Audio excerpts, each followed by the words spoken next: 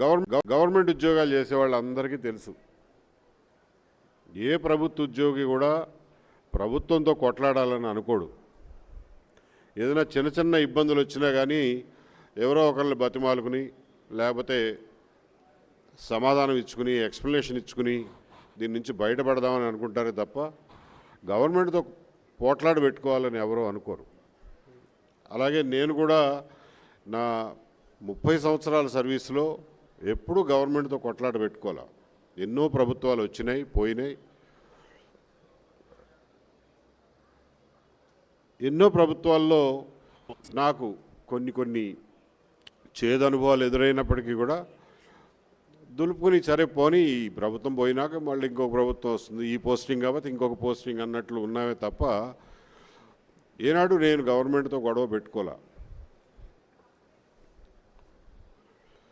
నా 30 ఏళ్ల సర్వీస్లో కొంచెం సరైన ఉద్యోగాలు చేసింది మేబీ ఒక 10-15 ఏళ్ళు ఉంటుందేమో.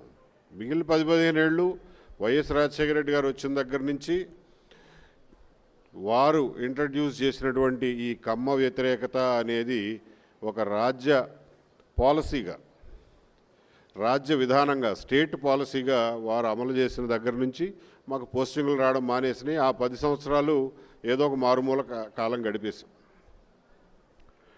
ఆ విధంగా 30 సంవత్సరాల్లో 15 సంవత్సరాలు సరైన ఉద్యోగం చేసాం, 15 సంవత్సరాలు ఎక్కడో ఇన్సిగ్నిఫికెంట్ పోస్టుల్లో చేసేవాళ్ళం. ఆ ఇన్సిగ్నిఫికెంట్ పోస్టుల్లో కూడా మేము చేయగలిగింది చేసేవాళ్ళం.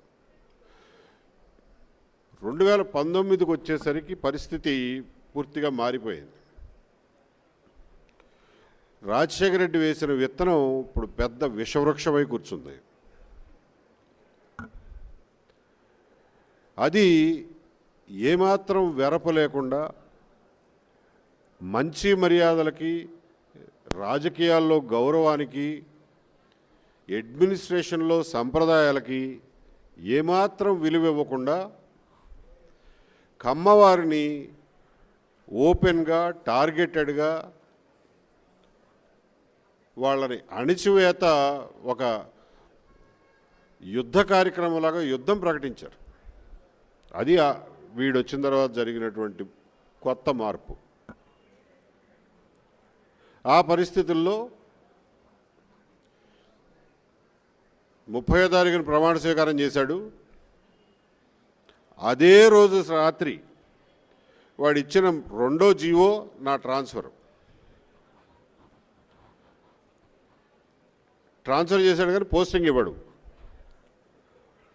సో 8 నెలల పాటు పోస్టింగ్ లేదు, జీతం లేదు. సరే బ్యాంకులో ఎంతో కొంత సేవింగ్స్ ఉంటాయి కాబట్టి నడిచిపోయింది. అప్పటికీ కూడా నేనేం కొట్లాడలా, నేనేమి ఎవరితోనూ పోట్లాడలా.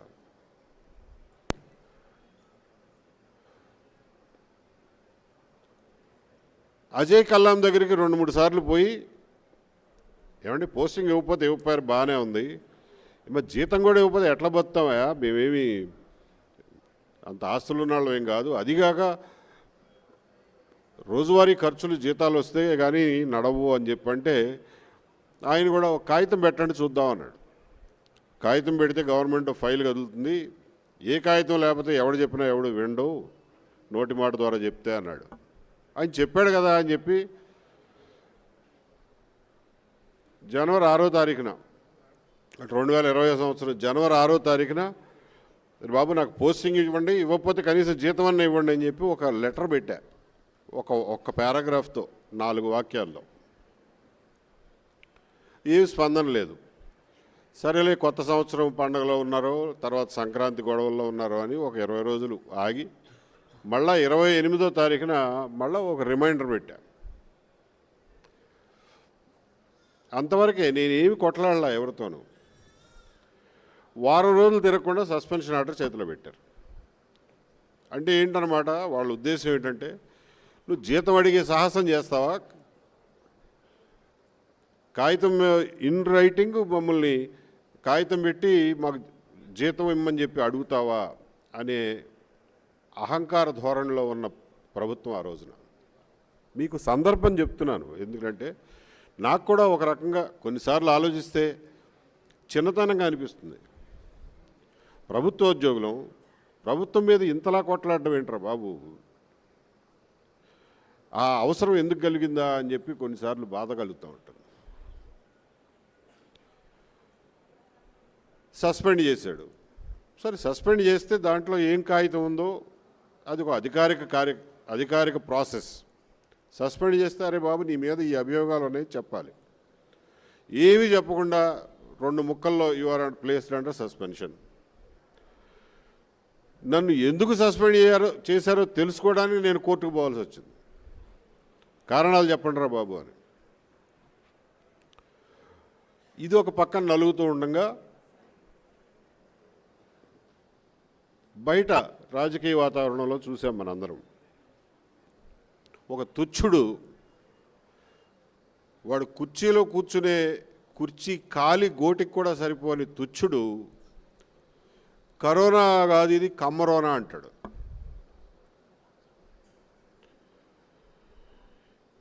ఇంకొకటి చీఫ్ మినిస్టర్ చైర్లో కూర్చున్న వదవా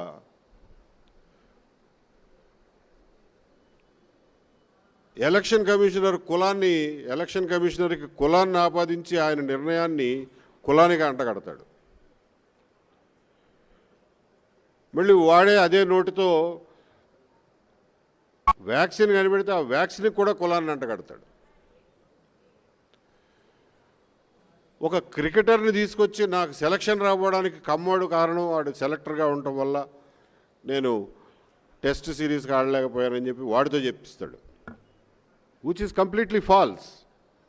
అందులో ఏమన్నా నిజం ఉంటే అనుకోవచ్చు, విచ్ ఈస్ కంప్లీట్లీ ఫాల్స్. ఆ వాతావరణంలో మనం ఆ రోజున బ్రతికాం.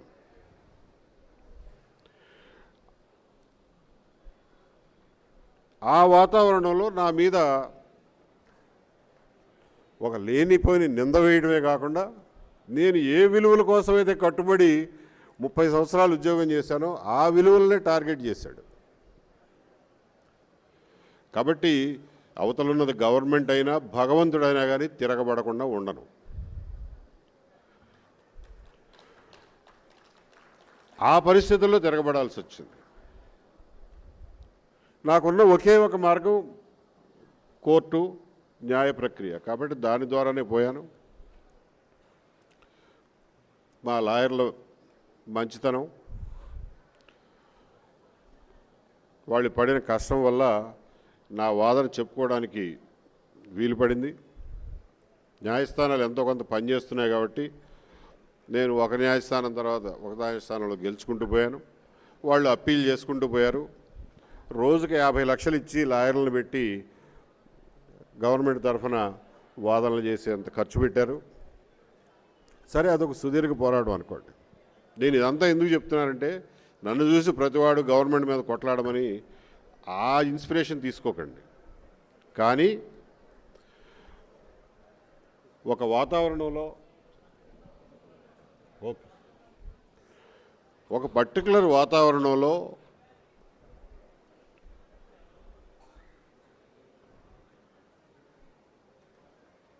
మూలక నెట్టబడిన నాడు తిరగబడడం తప్ప వేరే మార్గం ఉండదు. దానికి మానసికంగా మనం అందరం సిద్ధంగానే ఉండాలి ఎప్పటికైనా.